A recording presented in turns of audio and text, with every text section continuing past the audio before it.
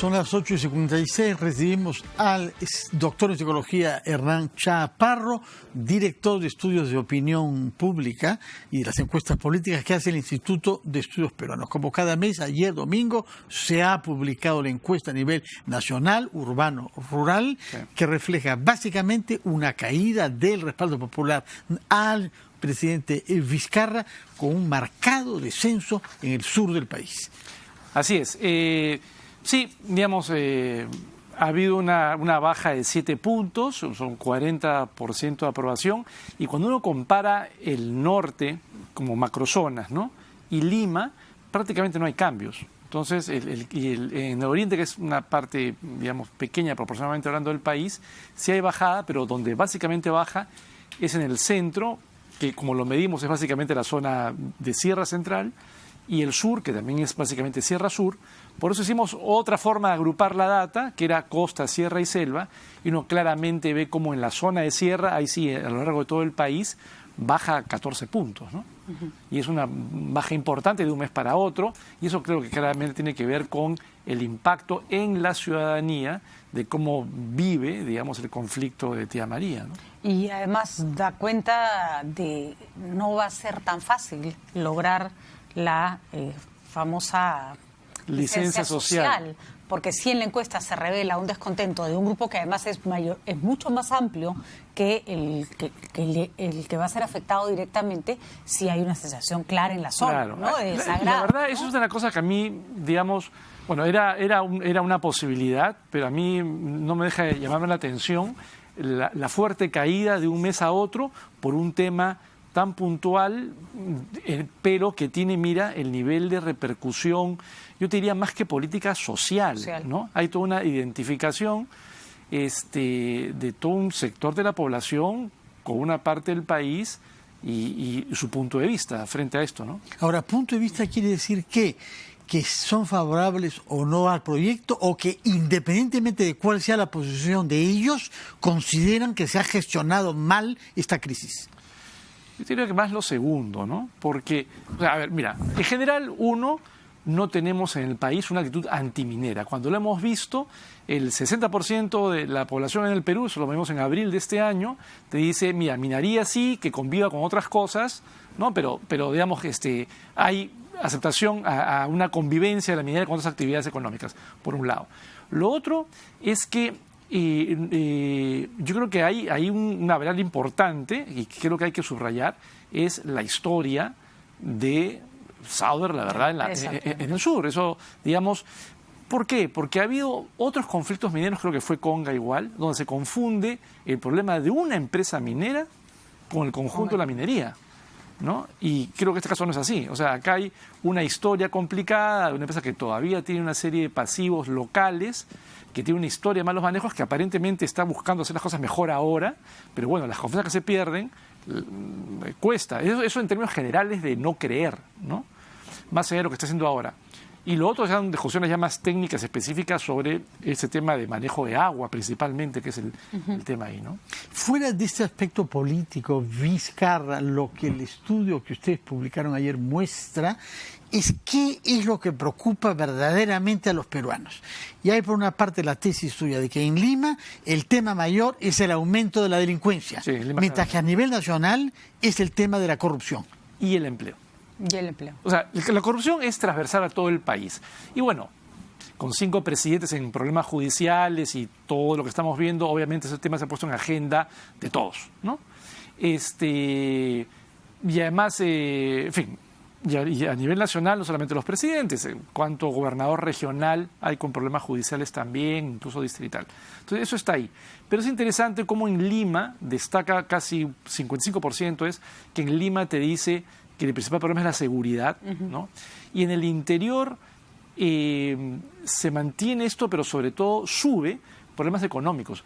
Y eso es interesante porque, fíjate, en la encuesta que se ha publicado hoy día en La República, tú ves cómo hay una mitad del país que te dice que estamos creciendo, pero ya no como antes, y la gente que dice que ya no le alcanza la plata ha pasado de 32% el año pasado a 38%. Son 6 puntos más, que ya es significativo. Hay un incremento de gente que siente que no le da, y eso es mucho más fuerte en el interior del país, que es donde y acá viene el impacto, es donde se creció más en los años maravillosos, digamos, justamente en parte por la minería. Claro. Entonces, el impacto en el interior se sienta más a nivel de la actividad. Un aspecto que también muestran las encuestas es que la táctica de golpear al Congreso ya no es eficiente para subir en las encuestas. Se agota, ¿no? ¿Y cuál sería? Ver, mira, ¿cuánto duró? O sea, mejor dicho, ¿no? ¿Cuál podría ser el nuevo derrotero de Vizcarra si quiere empezar a contactar con la población nuevamente? Yo creo que hay a varios niveles, ¿no? Pero, o sea, a ver, siempre lo que se ha dicho es que con los conflictos que había a nivel del Congreso o en términos de gobierno-oposición, a Vizcarra le quedaba la calle. Yo creo que ahora estamos en un escenario de nuevo parlamento, ¿no? De nueva mesa directiva, mejor dicho, donde la posibilidad de establecer puentes entre Congreso, oposición, si se quiere, y Ejecutivo están ahí, ¿no? Que es una posibilidad. Próximamente se van a publicar en los próximos días algunas preguntas en esa línea, por lo menos de la mirada ciudadana, la gente lo que privilegia como opción, una vez más, es que se pongan de acuerdo, ¿no? Por un lado. Y lo otro ya es el apoyo ciudadano, ¿no?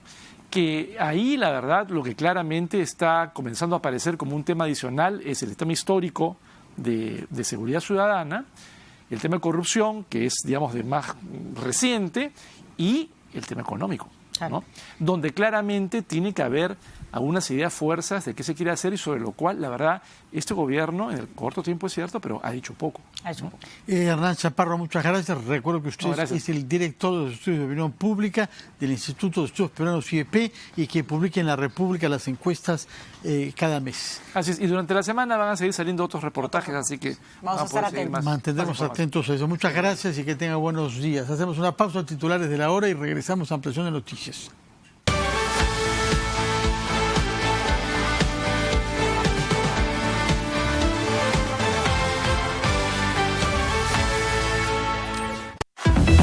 Los titulares llegan gracias a Es tiempo de fiestas y sabemos por qué chambeas. Saca tu crédito al toque para lo que más necesites y ayudarás a devolverle la sonrisa a más niños. Caja Arequipa, impulsando tu bienestar.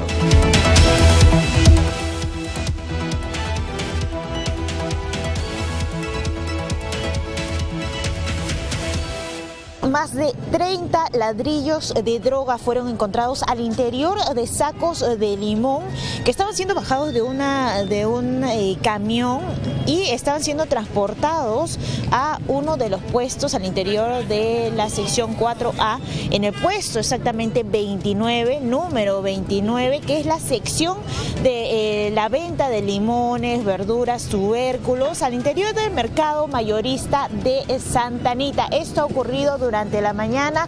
Ya está en el lugar la Dirección Antidrogas de la Policía Nacional de Irandro, que está investigando y además tomando la declaración de las dos personas que al parecer han sido detenidas. Hemos podido ingresar hasta el mercado donde hemos observado justamente a estas personas enmarrocadas. Están pasando las declaraciones correspondientes a los efectivos de la Dirandro que se encuentran en el interior, y según nos han comentado algunos testigos es que al parecer este camión repleto de sacos de limón era seguido desde Tumbes hasta este lugar por la Policía Nacional, porque ya habrían tenido conocimiento justamente de este cargamento ilegal. Son ladrillos, especies de ladrillos de lo que sería droga encontrada. No se sabe todavía qué tipo de droga es, pero lo que sí es que al menos están todavía en el piso del local. Hay al menos 2 personas detenidas. Está restringido el acceso, al menos en la parte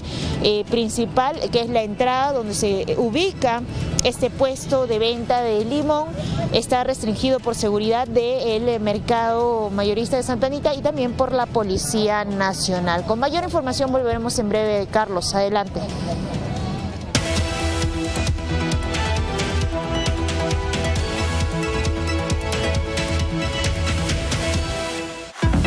Los titulares llegaron gracias a Es tiempo de fiestas y sabemos por qué chambeas. Saca tu crédito al toque para lo que más necesites y ayudarás a devolverle la sonrisa a más niños. Caja Arequipa, impulsando tu bienestar.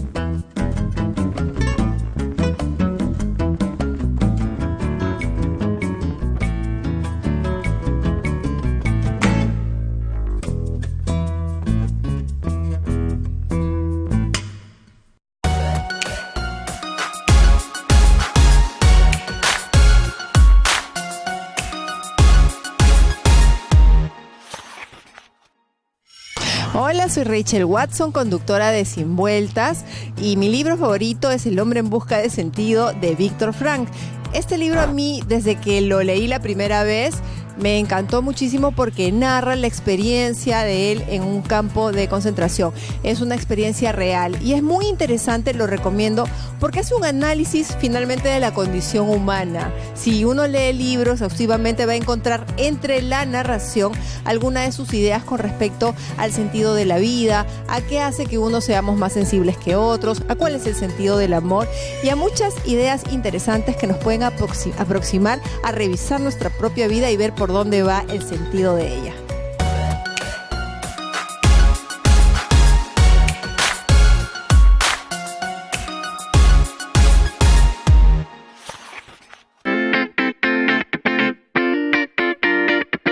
¿Te has preguntado cuánto representa el gasto por movilidad mensualmente o anualmente en tu vida? Vamos a poner un ejemplo. Las personas gastan en promedio 5 soles al día para ir a trabajar y regresar a casa. Eso significa 25 soles por semana. Pero ¿qué pasa si un día te levantaste tarde, no sé, por flojera o te demoraste un poco más en casa? Ese día tendrás que tomar un taxi para no llegar tarde. Lo que va a pasar es que gastes probablemente 10 soles más previstos a tu presupuesto, asumiendo que el taxi te cuesta 15 soles. Si lo multiplicamos al mes esos 10 soles, vamos a tener 40 soles mensuales adicionales. Te sigue sin sonar mucho probablemente, pero dale, trabájalo por un año. Vas a tener 480 soles adicionales a tu presupuesto. Con ese ahorro podrías ayudar a comprar los regalos de Navidad. Ordena tus finanzas y ordena tu vida. RPP, confianza por todos los medios.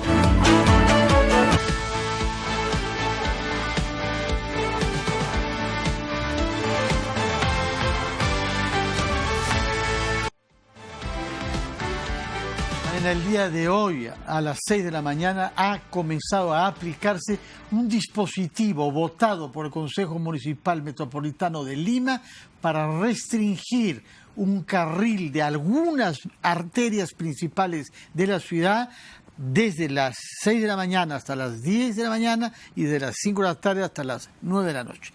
El alcalde Jorge Muñoz nos hace saber que se trata de una restricción que está sometida a estudio durante 2 semanas sin multa. A partir del 5 de agosto se pagarán multas a quienes violen los carriles reservados y que tiene vocación a ser permanente, pese a que está sometido a un estudio.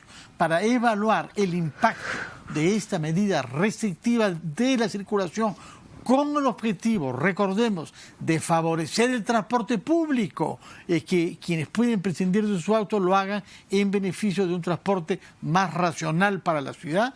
Hemos invitado al señor Adrián Revilla, él es presidente de la Asociación Cruzada Vial y también desde hace poco gerente general de la Asociación Automotriz del Perú, es decir, las empresas que importan y venden motos, buses y autos en el Perú. Señor Revilla, buenos días. Buenos días, ¿qué tal? ¿Cómo está? ¿Cuál es su evaluación, a pocas horas de haber sido implementado, de este dispositivo decidido por la Municipalidad de Lima? Miren, si esto se hace solamente por un corto periodo, eso puede funcionar. Y les explico. El problema que tenía actualmente la ciudad de Lima era que los Juegos Panamericanos van a venir, muchos deportistas van a tener que trasladarse de un lugar a otro. Estaban viendo alternativas, por ejemplo, en la vía expresa querían tener un solo carril exclusivo para que se movilicen los ómnibus, pero aparentemente no les habría funcionado esta idea. Aparece que habían hecho los cálculos y no les ha funcionado y han decidido optar por cerrar algunas vías para los vehículos que tengan placa que termina en impar o par, de acuerdo a los días, y eso permitiría que fluyan más rápidamente los vehículos que van a transportar a los deportistas de un lugar a otro. Si lo tenemos por un corto periodo, los artículos y estudios internacionales al respecto dicen funciona. Pero si esto lo extendemos más allá de un determinado plazo, no sé, un mes, o lo volvemos en permanente, Las experiencias internacionales son negativas. Hay experiencias en Santiago de Chile, hay experiencias en Sao Paulo, hay experiencias en Bogotá, hay experiencias en México, bajo distintas modalidades y formas buscando de reducir el ¿Por qué flujo vehicular. negativas? ¿Qué es lo que no funcionó según usted en esas ciudades? Porque lo que ocurre es que empiezan a generarse o comenzamos a comprar otro vehículo, algunas personas, o ven se incrementa la venta de motocicletas, se empieza a alterar el mercado por ese tipo de decisiones. Y eso genera efectos negativos en el funcionamiento de la ciudad. Ahora bien, estas ciudades de las cuales estoy mencionando tienen un número de vehículos muy superior al que tenemos en Lima. En el caso de Sao Paulo, tiene 465 vehículos por cada 1.000 habitantes. El caso de Santiago de Chile tiene 290 vehículos por cada 1.000 habitantes. Nosotros tenemos 183 vehículos por cada 1.000 habitantes.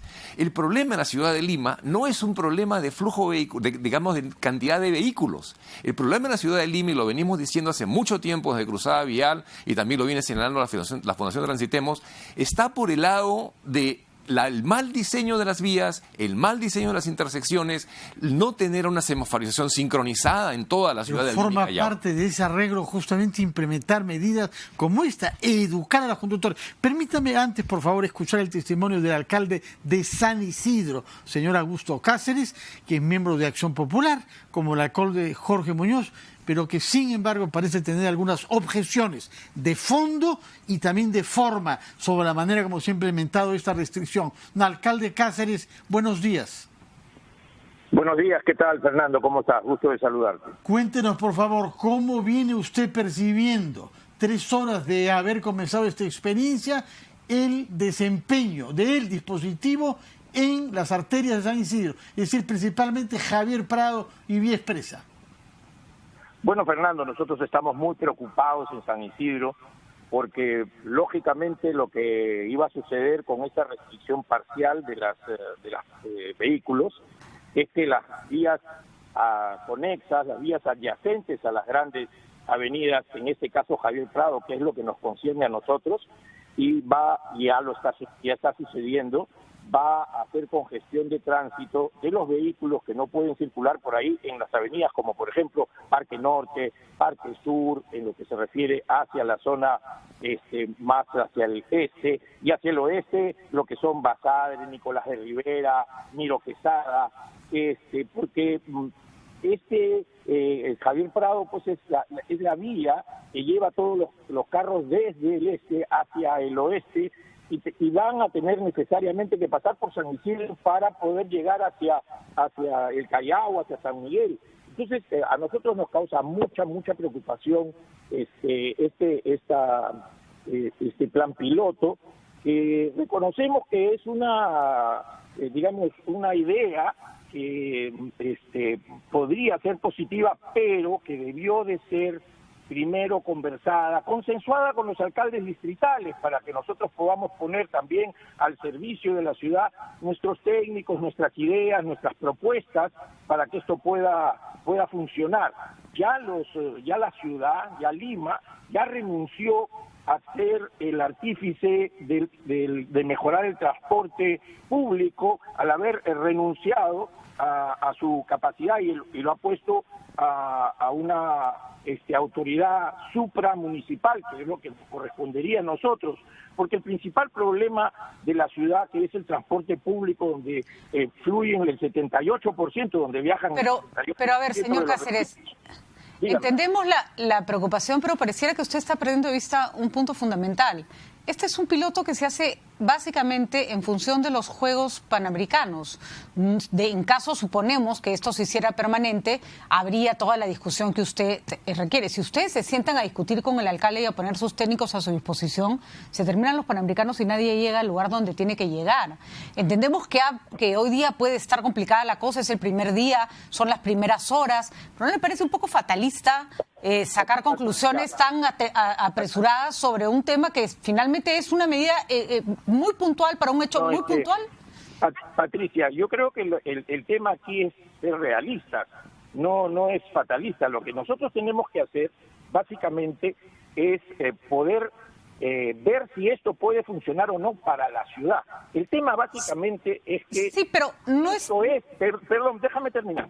si esto es para los panamericanos, pero perfecto, se nos diga a los ciudadanos eso, es decir, este tema es específicamente para los panamericanos, por favor pongan ustedes su cuota de sacrificio para que esto fluya, mira, más que encantados. Y después de los panamericanos, esto se sienta uno a conversar para ver si funcionó o no funcionó, pero no, esto no es para los panamericanos solamente, esto va a ir más allá de los panamericanos, es decir, si esto fuera así, yo creo que todos, solamente... Pero justamente esto hubiéramos colaborado de manera puntual y no solamente eso, sino hacer mucho más todavía. Pero justamente para esto es el piloto, señor Cáceres, porque esto es un piloto. Más bien le quería hacer una consulta. ¿Cuántos serenos tiene San Isidro que puede poner a disposición para ordenar el tránsito en las vías alternas? ¿O cuál es, más allá de la discusión que usted plantea que es necesaria, solo para el tema inmediato? En estos días en que efectivamente va a haber problemas en las vías alternas, ¿cuál es la solución que plantean ustedes o el apoyo que plantean ustedes para el vecino? No olvidémonos del pleito entre alcaldes. No hay ningún pleito, mi querida Patricia, perdón. Lo que hay es una preocupación como vecino y como alcalde distrital. Yo tengo mucho cariño, mucho respeto y trabajamos en conjunto con Jorge Muñoz, no solamente porque somos del mismo, no solamente porque somos del mismo partido, sino porque nos preocupa. Señor Cáceres, disculpe, pero no tenemos tanto tiempo y su punto quedó claro. Solo quería saber si va a poner a disposición de la ciudadanía los recursos que tiene San Isidro, que son muchos, para aligerar un poco el tema en las vías alternas. Nosotros ponemos a disposición todos, siempre, todos los días. Así que es cuestión de que se nos convoque y nosotros trabajaremos en conjunto en función de la mejora de la ciudad y sobre todo de la mayor fluidez del Pero ahí donde ven que haya toro, no creo que haya mucha convocatoria, manden las personas necesarias. En todo caso, señor Cáceres... Eso lo tiene que dirigir a la Policía Nacional, es el que tiene a cargo esto. Nosotros tenemos que coordinar con la Policía Nacional. De acuerdo. Que tiene que ser así. Muy bien, quedó claro, señor Cáceres. Muchas gracias por sus explicaciones. Preciso, sin embargo, que pese a las buenas relaciones que usted dice tener con su correligionera Muñoz, ha hecho una afirmación falsa diciendo que la Municipalidad de Lima ha renunciado a su jurisdicción en el transporte en beneficio de una institución supramunicipal. Y eso, señor, es el ATU creado por una ley, lo que no tiene nada que ver con la Municipalidad de Lima, que como el resto de las instituciones públicas tienen que acatar la ley. Muchas gracias, señor Cáceres. Tomamos contacto con nuestra compañera Joana Castro, que tiene informaciones que darnos sobre este mismo tema en las calles de Lima. Joana, buenos días. Fernando, compañeros, buenos días. Avenida 28 de Julio, a la altura de la estación de los bomberos en el Cercado de Lima. Le preguntamos a los conductores precisamente qué opinan del pico y placa y si precisamente va a ayudar a disminuir la congestión vehicular. ¿Qué opina usted, caballero? Buenos días, bienvenido. Buenos días. Yo creo que no va a ayudar porque como hay vías alternas, estas vías alternas se van a saturar. El tráfico va a ser, yo creo que un caos más bien. Entonces, ¿qué ventaja hay en darle facilidad a un pequeño grupo cuando la mayoría va a querer salir y transitar por vías alternas? ¿Su placa en qué termina? En dos. En dos. Vehículo par, en teoría, lunes y miércoles no podría circular y vamos a acercarnos para consultarle a otra persona también en este punto. Caballero, ¿qué tal? Buenos días, bienvenido a RPP. ¿Considera que va a disminuir el tránsito con la aplicación del pico y placa en horas punta? No creo que puede ser, porque en realidad muy cortas son las setos que están diciendo que van a hacer eso. Y como digo, podría haber caos también, pues, como dice el señor, ¿no? Entonces, ¿debería ser aplicado en un horario más largo para usted? Claro, lógico, ahora sí. Muchas gracias. Hay que recordar que el pico y placa es una medida de restricción vehicular implementada en realidad inicialmente en la ciudad de Bogotá, compañeros, durante la alcaldía de Enrique Peñalosa en el año 1998 y que por lo menos a ellos sí les funcionó. Adelante. Castro, tomamos nota de lo que nos dices tú y de lo que los ciudadanos te han transmitido. Vamos a hacer una pausa y retomamos nuestra entrevista con el señor Adrián Revilla, a quien queremos escuchar después de haber oído lo que ha dicho el alcalde de San Isidro, Augusto Cáceres. Primero vamos a una pausa.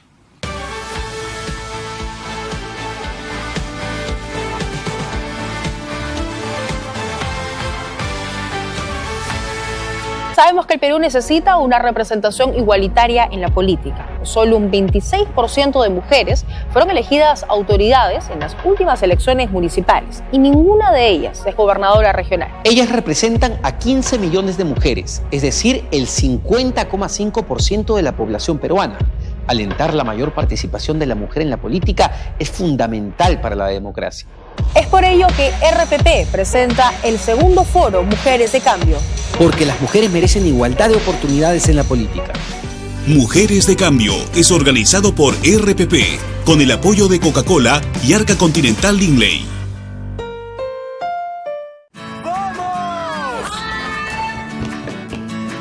Vamos.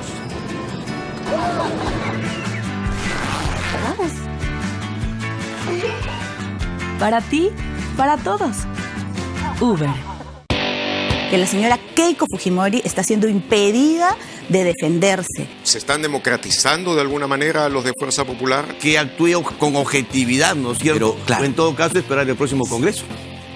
Porque este va a ser bien difícil, ¿no? Bueno, gracias a Dios para 2021 falta poco. ¿Pedro Chávarri integra la organización Cuellos Blancos? Debemos entender que está vinculado y que tiene que ser investigado. Está vinculado. Vinculado y tiene que ser investigado. No la integra, sino está vinculado. Cuando aún nada está dicho en los asuntos que realmente importan, sus protagonistas se sientan aquí, cada noche, a las 9, por RPP Televisión.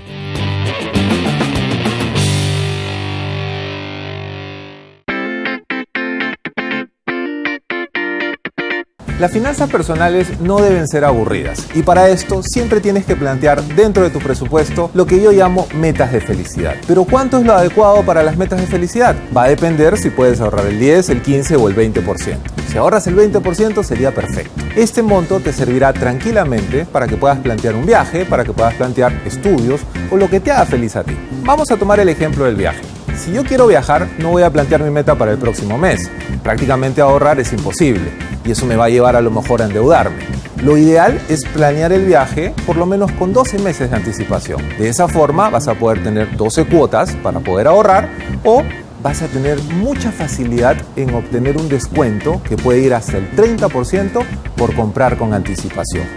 Aparte de esto también, si es que no puedo ahorrar mucho, empecemos a mirar qué beneficios tenemos nosotros con las tarjetas de crédito, con las cuentas de remuneraciones que tenemos en los bancos y de ahí puede salir el mismo dinero para poder lograr nuestras metas de felicidad. Empecemos a identificarlas y empecemos a lograr lo que nosotros nos hemos planteado.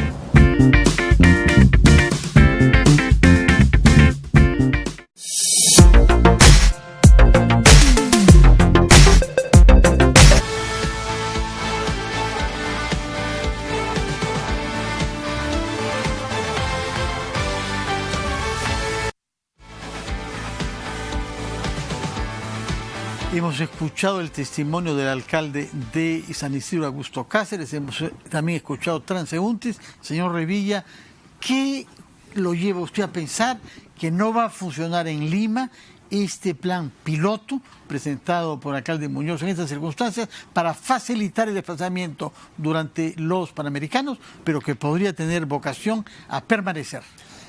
Ojo que lo que he dicho es que si lo hacemos por un corto periodo, sí va a funcionar. Al principio nos vamos a tener que adecuar. Obviamente un primer día de esta medida es difícil porque las personas no saben exactamente qué rutas alternas tomar. La primera semana hacer un poco de aprendizaje, después podemos encontrar nuestras rutas para poder llegar a los sitios donde estamos acostumbrados sin utilizar las vías que están limitadas, ¿no? Si hoy todo es un caos, no hay que ser fatalistas. No, en absoluto. ¿No? O sea, lo esperable es que hoy día sea un caos, ¿no? Y si nos dicen que esto va a durar mientras duren los Panamericanos, en buena hora, o sea, todo el mundo se sacrifica un poco y los transportistas los deportistas van a poder desplazarse de un lado a otro sin ningún problema. El tema es que si quieren hacerlo permanente, ya la literatura al respecto en materia internacional, como les decía, el Banco Interamericano de Desarrollo y otras opiniones autorizadas que han opinado al respecto, cuando han evaluado estas medidas a nivel internacional, indican que termina siendo contraproducente en el largo plazo, no funcionan adecuadamente y crean distorsiones. La primera es que las personas empiezan a buscar dónde compro un vehículo que, no importa, malo, contaminante, que tenga una placa, un número de placa que me permita funcionar y seguir manejando. Se hizo en la época de Velasco, se hará acá, se hace en otros países, lo hacen en Chile, lo hacen en Brasil. O sea, eso no es adecuado, nos genera una distorsión en el manejo de la ciudad. Sobre todo... Y ojo, perdón, insisto, la ciudad de Lima no tiene el número de vehículos suficiente como para tener el caos de tránsito que tenemos. Lo que ocurre es que tenemos intersecciones mal diseñadas y vías mal diseñadas. Y sin semáforos, ¿no? Y falta de fiscalización para quienes hacen lo que no deben, ¿no? Los colectiveros. Y además hay un tema que es fundamental. Uno puede dejar el auto en casa si tiene plan B, que es un transporte público eficiente, un metro. Totalmente de acuerdo. ¿no? Pero si no tienes cómo llegar a tu trabajo... Sería bueno saber en cuánto tiempo la ATU va a poder, ordenar el transporte público. No podemos tener avenidas como la avenida Bancay, por ejemplo, donde pasan decenas de rutas distintas. Entonces, deberían pasar por ahí, posiblemente, no soy experto en el tema, pero digo, 5 tipos de rutas y uno cambia, o sea, baja de un lado y sube al otro ómnibus que lo va a llevar por la avenida Bancay, pagando simplemente un solo pasaje, no está pagando por pagada, bajada y subida, sino un solo monto.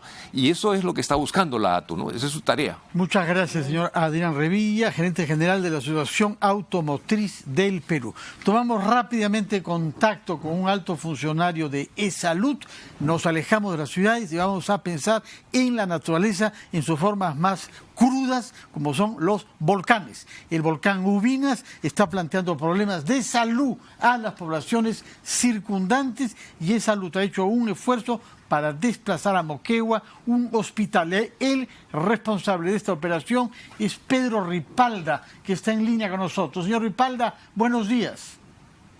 Buenos días, tengan todos ustedes. Cuéntenos, por favor, ¿qué necesidades de salud son las prioritarias en este momento a las personas afectadas por la explosión del volcán Ubinas? Sí, bueno, como usted mencionaba, Salud, como parte de la respuesta ante situaciones de emergencia, ha trasladado su hospital itinerante, que es Hospital Perú, para hacerse presente en la zona.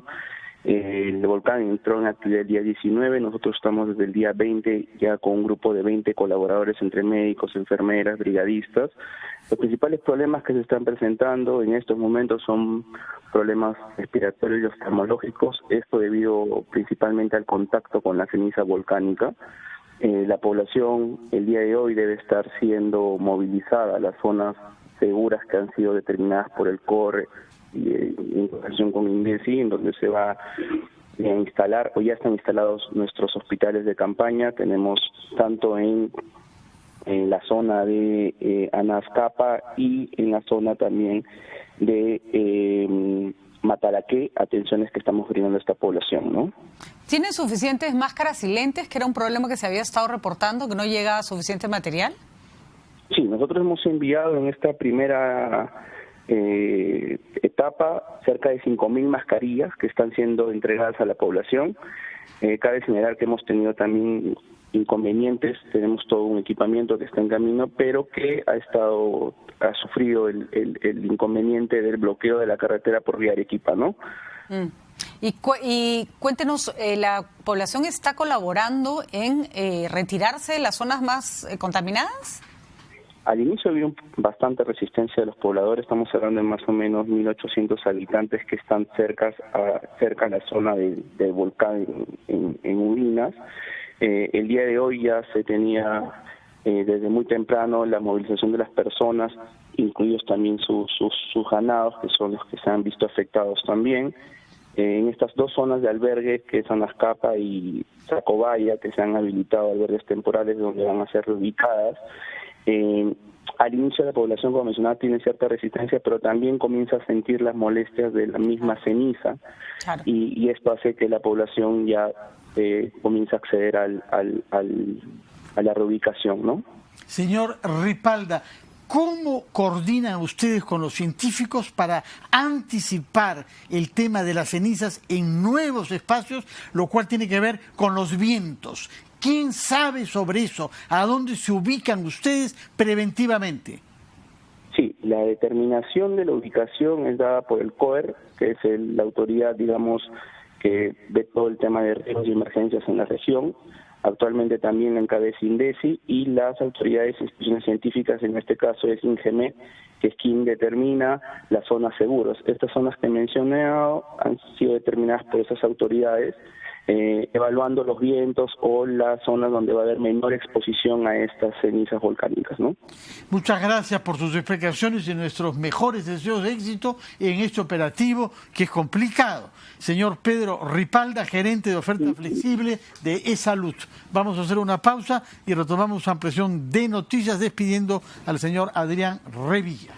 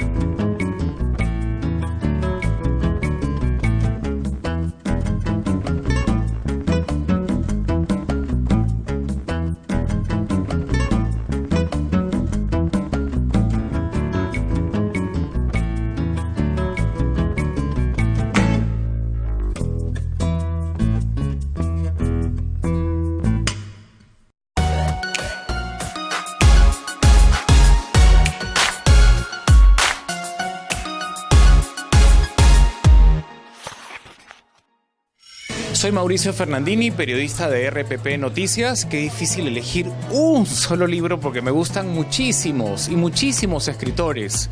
Un mundo para Julius de Bryce Echenique lo he leído más de una vez y me encanta porque esta forma como grafica las estructuras sociales de nuestro país es una delicia, ¿no? Susan Darling, este personaje protagónico, me encantó. A Gabriel García Márquez lo he leído muchas veces y los 12 cuentos peregrinos me encantaron de él. No se sientan frustrados si el libro no los atrapa, lo dejan a un costado y buscan una historia que los atrape. Yo no creo que uno tenga que leer lo que todo el mundo lee. Leer es un placer personal. Entonces empieza enganchando con historias que te gusten y así hay tantas que nos están esperando. La vida se prolonga cuando lees. Es mucho más llevadero todo si lees. No dejes de hacerlo.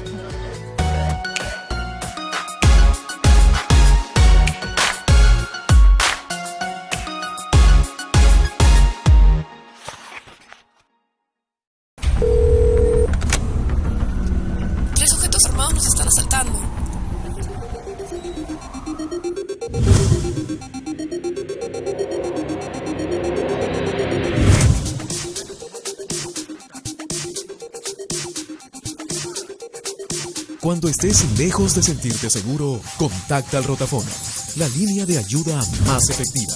Llámanos al 438-8008. Contáctanos a nuestro WhatsApp 951-431-013 o encuéntranos en Facebook y Twitter usando el hashtag Rotafono.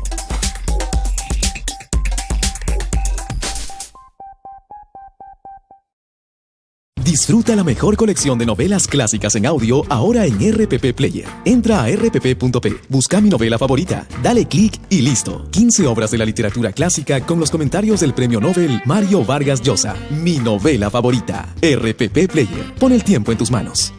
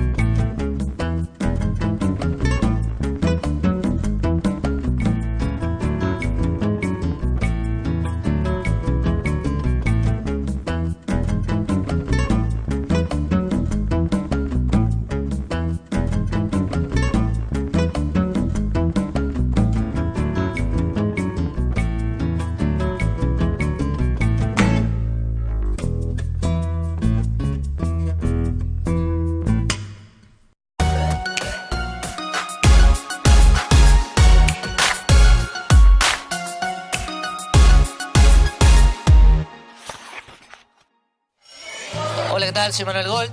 Y no es mi libro favorito, pero es el que tengo ahorita más presente, que es porque lo acabo de leer, de terminar. Se llama La pequeña comunista que no sonreía, que es de una autora francesa que se llama Lola Lafont, si no me equivoco, sí. Y es un libro que trata sobre la vida de Nadia Comaneci, la famosa gimnasta rumana, que ganó pues todas las medallas de oro a los 14 años, que obtuvo el primer 10 en las Olimpiadas en gimnasia. La autora ficciona muchos aspectos de su vida, ¿no? Y habla también sobre cómo la sociedad habla sobre... utiliza el cuerpo de la mujer y qué sé yo. Es una obra literaria bien bacán, bien fuerte, bien cruda, muy entretenida también y que te abre los ojos. Me gustó muchísimo.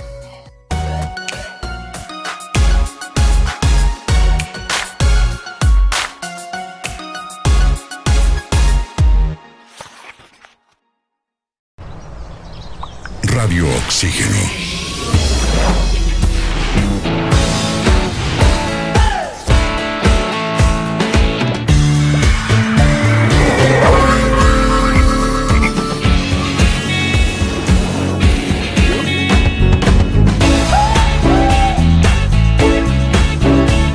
Vemos el mundo diferente porque respiramos música. Radio Oxígeno. Clásicos del rock and pop.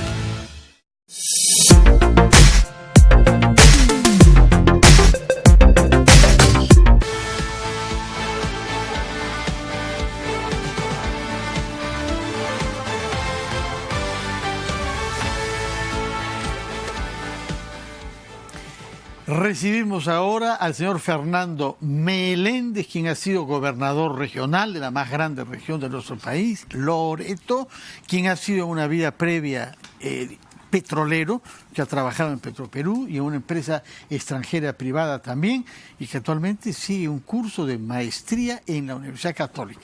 Lo sabe todo sobre la selva y sobre la actividad petrolera, de manera que queremos que nos cuente la verdad.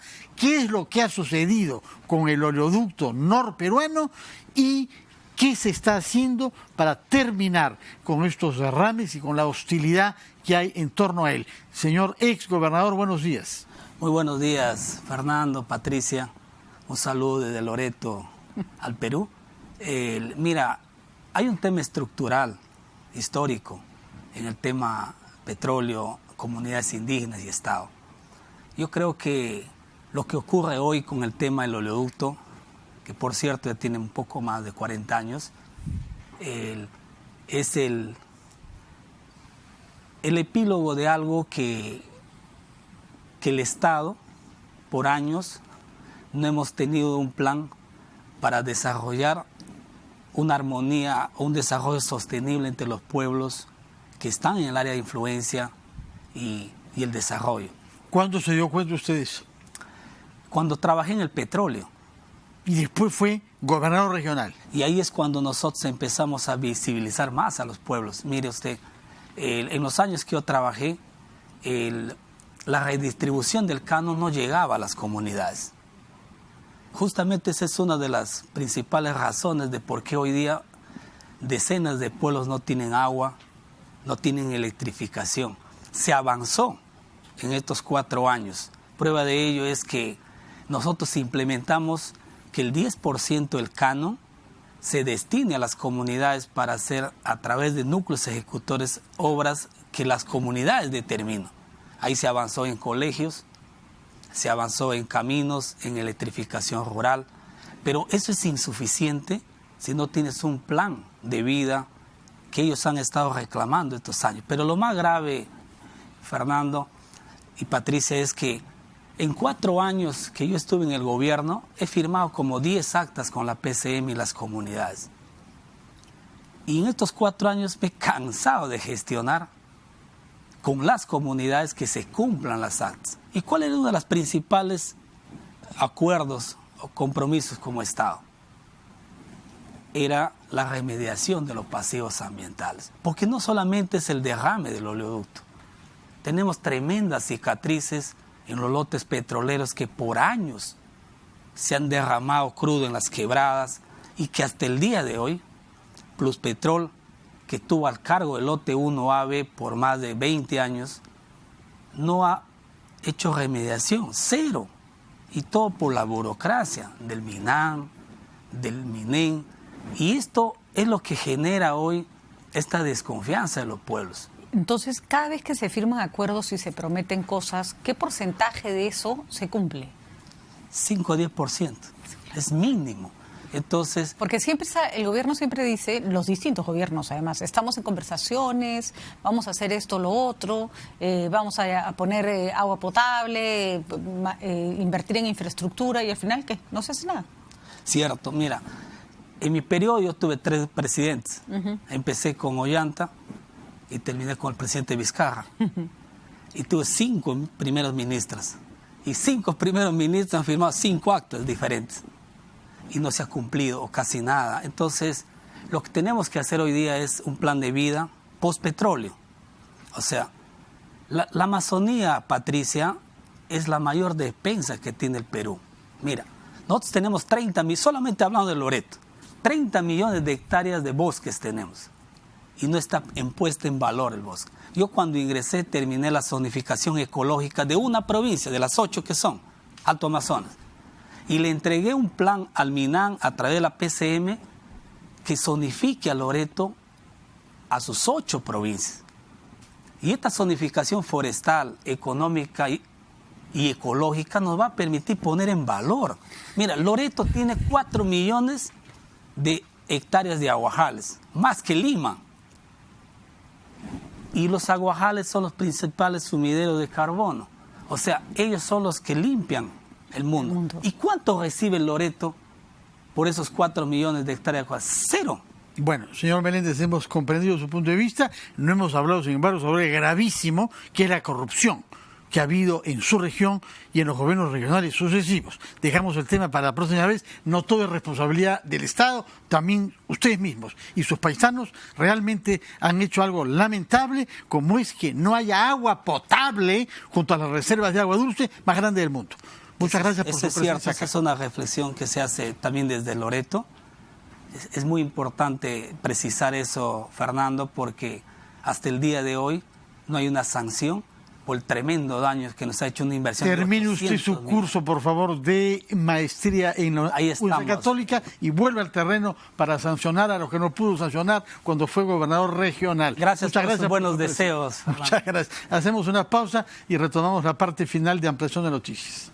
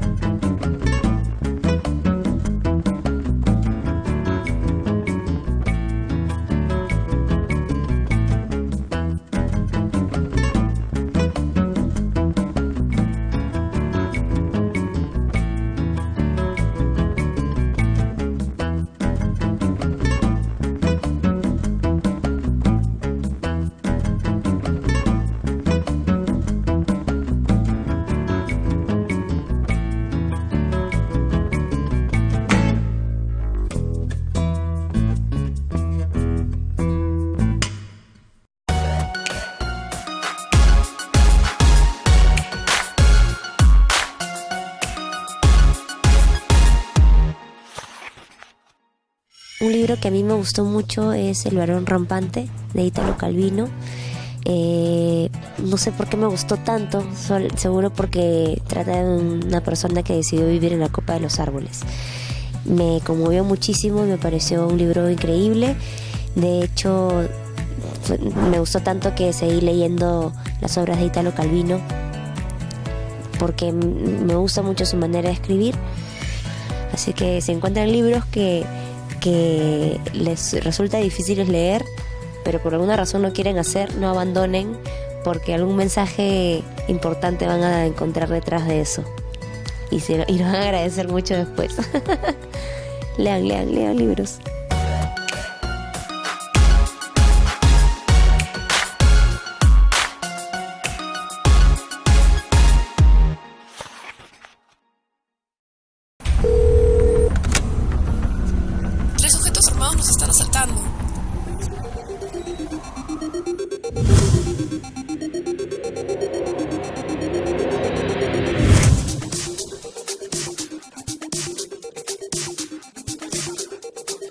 Cuando estés lejos de sentirte seguro, contacta al Rotafono, la línea de ayuda más efectiva.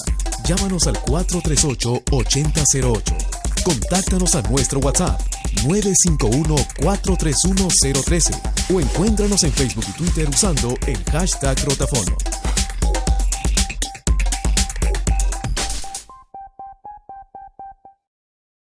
Disfruta la mejor colección de novelas clásicas en audio ahora en RPP Player. Entra a rpp.p, busca mi novela favorita, dale clic y listo. 15 obras de la literatura clásica con los comentarios del premio Nobel Mario Vargas Llosa. Mi novela favorita. RPP Player. Pon el tiempo en tus manos.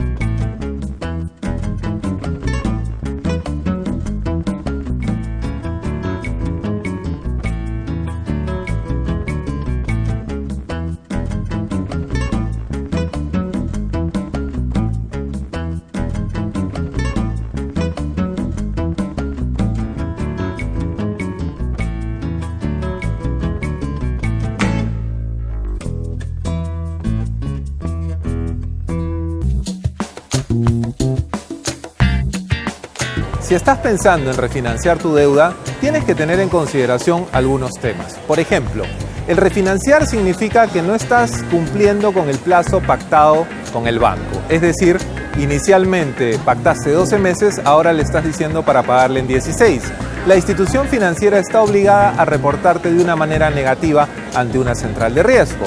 Pasarás de calificación normal a una calificación de cliente con problemas potenciales. Una opción para esto es que tú puedas vender tu deuda a otra institución del sistema financiero. De esa forma, no serás calificado de una manera negativa. Si se trata de una tarjeta de crédito en la cual vienes haciendo el pago revolvente, es decir, el pago mínimo indispensable, puedes hacer lo mismo. Puedes venderlo también a otra institución y poder ahorrarte un dinero en los intereses que estás pagando.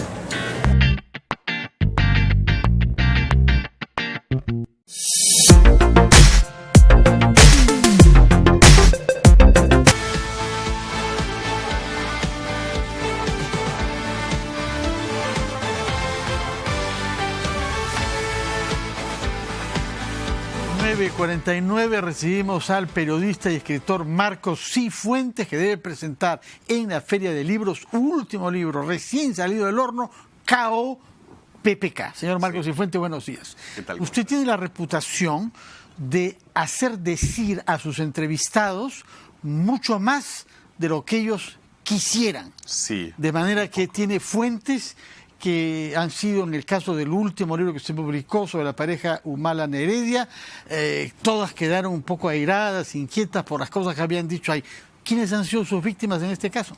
No puedo decir porque parte de la gracia de conseguir esas declaraciones es que es off the record.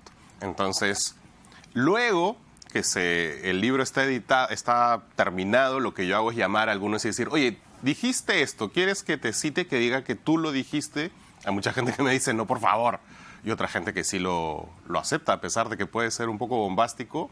Les agradezco porque eso hace que el libro no sea un montón de voces anónimas. Hay un montón de gente que se hace cargo de lo que dice finalmente. Usted publica el libro con un epígrafe que está tomado del padre de Pedro Pablo Kuczynski, el médico de origen germano-judío, Maxim Kuczynski, al cual cita habiendo recomendado al hijo de Pedro Pablo, no te metas en política. Sí. ¿Por qué una recomendación paterna de ese tipo, de una autoridad moral, como era su padre, un médico eminente de la Universidad de Berlín, perseguido por el régimen nazi, que viene al Perú donde haya no solamente hospitalidad y acogida, sino desarrollo profesional?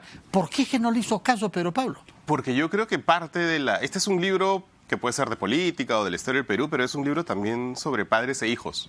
Y creo que ese es el eje. Así como el libro de Humala era el libro sobre una pareja, este es el libro de muchos padres e hijos, de Kenji y Fujimori, de Keiko y Fujimori, de los hijos adoptivos que tiene PPK, que pueden ser Fernando Zavala o gente así. Y además la relación que tiene PPK con la figura de su padre, que como estábamos hablando en la pausa, Su padre hasta ahora es una autoridad académica en la medicina, lo citan, o sea, sus investigaciones transformaron muchos aspectos de la medicina en el mundo. Y él tiene él, a la hora de asumir el cargo, habla de su padre explícitamente y dice: no voy a defraudar la memoria de mi padre. Es algo que él internamente, que tiene esta fama de ser una persona muy fría y muy indiferente, realmente se conmovía con la imagen, el ejemplo que le dio su padre. Y su padre le dijo: no te metas en política, porque su padre terminó en la cárcel, terminó en el Panóptico. Con simpatías por el APRE, el padre, ¿no? Exactamente, era un médico, lo que ahora es un apristón, si por decirlo de alguna manera. Y efectivamente él terminó en el Panóptico, que es donde también pasó algunos de sus últimos días Leguía, ¿no? Que yo creo que también parte de esta obsesión por indultar a Fujimori sale un poco de allí, porque las descripciones que hace PPK de su padre saliendo del Panóptico, él dice, parecían sacados de un campo de concentración, con todo lo que eso implica viniendo del hijo de un judío que tuvo que escapar del régimen nazi, ¿no? Entre todas las defensas que ha escuchado usted al entorno de PPK, ¿cuál le parece la más convincente? O la menos débil, si es que cabe decirlo así. Y yo creo que la más popular, en todo caso, dentro del entorno de PPK, de gente que lo quiere y que lo estima, es que él no veía nada malo en lo que estaba haciendo, ¿no? Que para él esto era esta especie de mundo en el que lo privado y lo público se confunden y la puerta giratoria va a 100 kilómetros por hora, es algo que era normal, digamos, parte de la normalidad de cómo se hacían las cosas antes, ¿no? Y que él es un poco una herencia de esa forma de hacer política, ¿no? El libro no solamente va de la caída de PPK, como habrás visto, sino también va de su vida. Entonces hablamos del gobierno de Velasco, del segundo de Belaúnde, y por ejemplo la figura de Ulloa es muy importante para él, ¿no? Y Ulloa también era otra persona en algún momento con unas puertas giratorias, así que entraba a un lado, salía a otro, tenía un diario, era ministro. Otras épocas, ¿no? Eran otras épocas, ¿no? ¿Por qué salió Kuczynski del segundo gobierno de Belaúnde del año 82?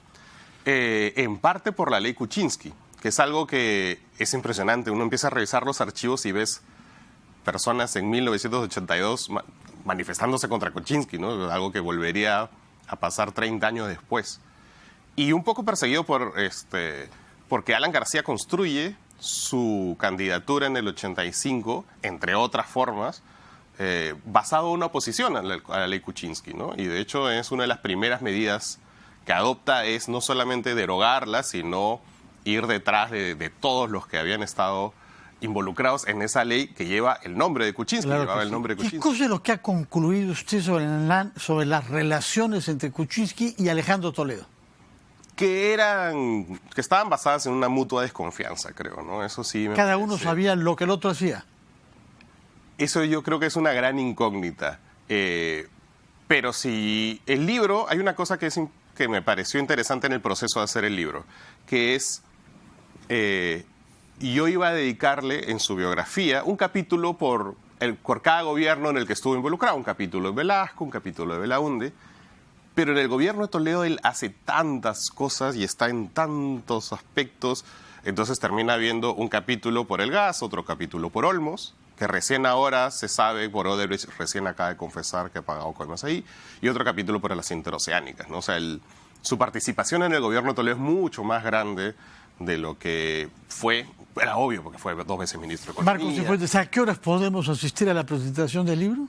El 27 de julio a las 5 de la tarde. 27 de julio, en víspera de las fiestas patrias. Sí. Y ya con los Juegos Panamericanos lanzados. Ya, pero va a estar Santiago Roncagliolo, que yo creo que va a ser un ángulo muy interesante porque la idea del libro no es solamente contar la vida de alguien, sino la historia del Perú a través de una persona y hacerlo de una manera entretenida, por así decirlo, ¿no? Para que no sea un plomazo estar leyendo la historia. La idea es que esto sea muy rápido de leer. Tiene poco que ver con usted en general, me parece. Muchas gracias por estar acá y por presentarnos KO, PPK, Caída Pública y Vida Secreta de Pedro Pablo Kuczynski, publicado por Planeta en la colección Memoria Perú, que se presenta el sábado por la noche en la Feria del Libro. A las 5 de la tarde. A las 5 de la tarde. El Marcos a las 5 de la tarde, como la muerte del torero de García Lorca. Muchas gracias, Marcos Cifuentes. Buena estadía en el Perú. A ti.